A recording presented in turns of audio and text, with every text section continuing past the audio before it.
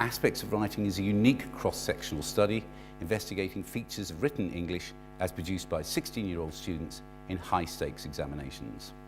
Now, the Cambridge Assessment Research Division benefits from access to a great wealth of data to inform its work. Every year, 8 million learners take a Cambridge Assessment exam across 170 countries, and we have over 150 years of experience. We are a department at the University of Cambridge. So we are committed to educational excellence and are trusted by ministries of education, universities, colleges, employers and governments. And we're proud of the relationships we build and the partnerships we form around the world. Our researchers conduct and publish authoritative research in order to validate, improve and develop our assessments and services, as well as to influence thinking and policy on educational assessment nationally and internationally. We hold a series of events like this, which exist to provide a forum to debate key educational issues, because assessment is part of the whole learning process. And as an independent, not-for-profit voice working globally, we look at what works and balance the needs of the individual, the economy and society. Now on to the report itself. We're delighted to be joined today by a wide cross-section of the English and academic research community, including those who helped devise and carry out the study, and the coders who painstakingly carried out the marking of scripts. We're going to start by setting the context for the research study, and to that end we invited Professor Debra Myhill to speak. Due to overseas commitments, Professor Myhill is regrettably unable to join us in person, but kindly gave her time to record her insights. She has been involved in the Aspects of Writing study since 2004, acting as a critical friend, reviewing both the method and the findings. Professor Myhill is Pro-Vice-Chancellor, Executive Dean of the College of Social Sciences and International Studies, and Professor of Education at the University of Exeter in the UK.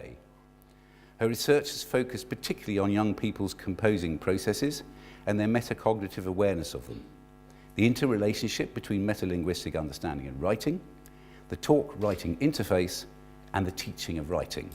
So let's hear from Professor Myhill.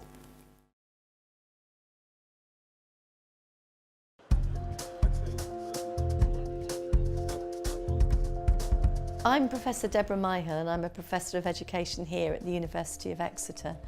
And this study, Aspects of Writing, looks at children's writing at age 16 every 10 years since 1980 to look at whether standards have changed, language has changed. It focuses in on things like the spelling, the punctuation, the sentence structure, and whether there's more or less non-standard or standard English.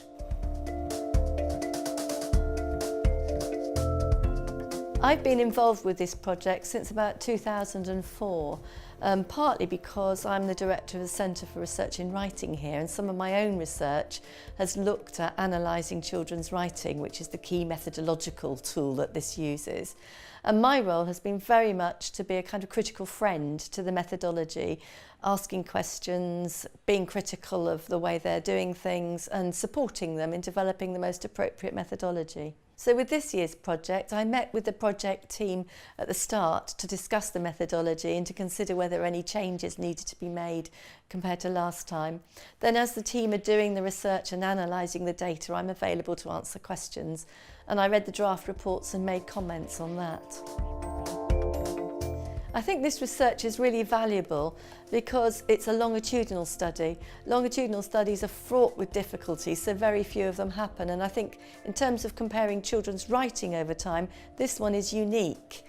One other thing about this that's really important is because it uses examination scripts from over time, it means that the sample is relatively stable, which makes it much more rigorous.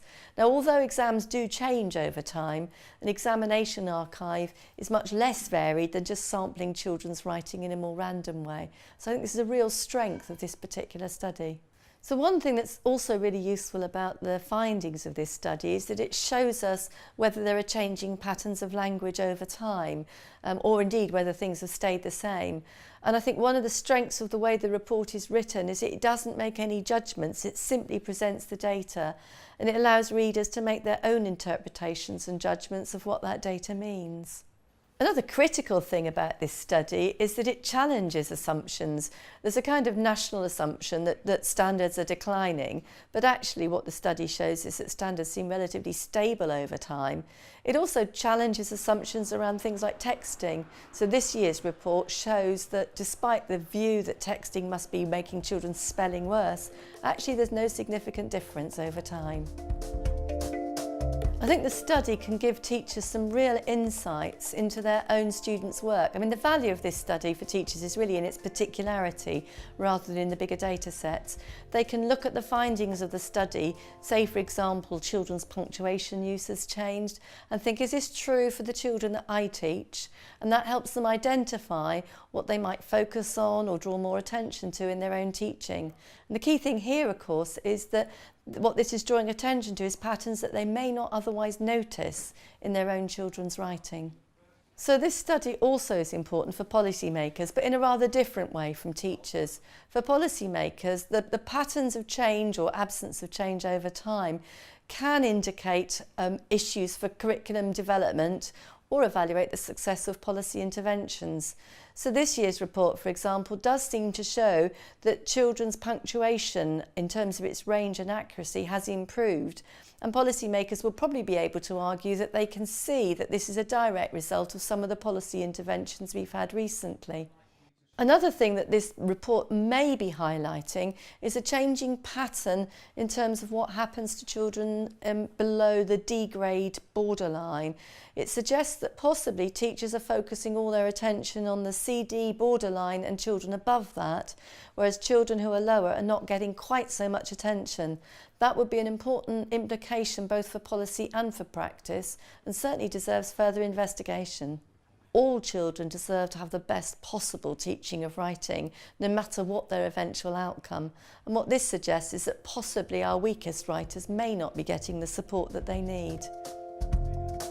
One thing this report does is it acts as a springboard for researchers into suggesting new questions and new lines of inquiry. For me as a researcher of writing, the report highlights all sorts of things that I'd love to pursue. So for example, the report shows quite consistently that children's writing is becoming more and more informal over time. Issues of formality and informality are really interesting to pursue because, of course, they do raise this question, is it a good thing to become more informal or is it a bad thing? And the truth is, from a linguistic perspective, that formality and informality are neutral. What's important is when they're being used and are they being used appropriately. And certainly the trend in English and English language is towards more informality because in general it's more accessible and seems more friendly to the readers. You only have to listen to newsreaders on BBC that the spoken language has become more informal over time.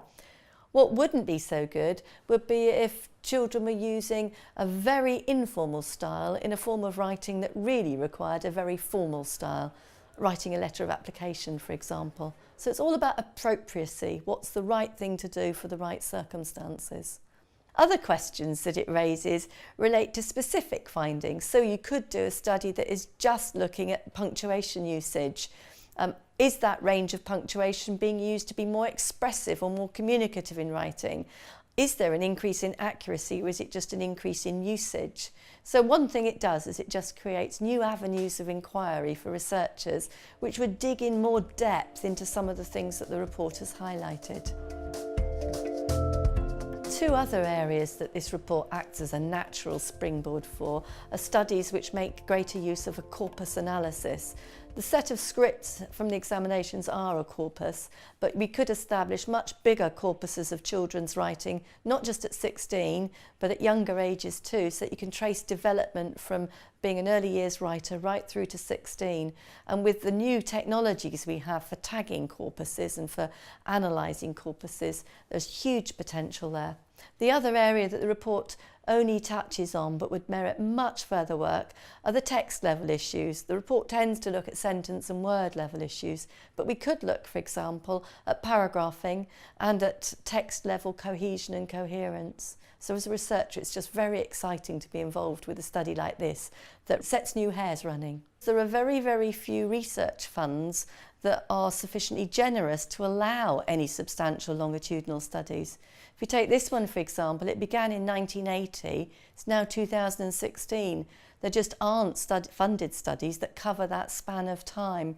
So in many ways, this is a unique study that allows us to get that long-term look at how children's language may or may not be changing over time. Of course, the other value is looking ahead. If this study can go on happening next 10 years and 20 years' time, with each iteration of it, we're learning more and more. At this stage, looking forward 20 years, who knows what might have happened in terms of communication, technology, children's writing, and the fact that we have this study being repeated is hugely valuable.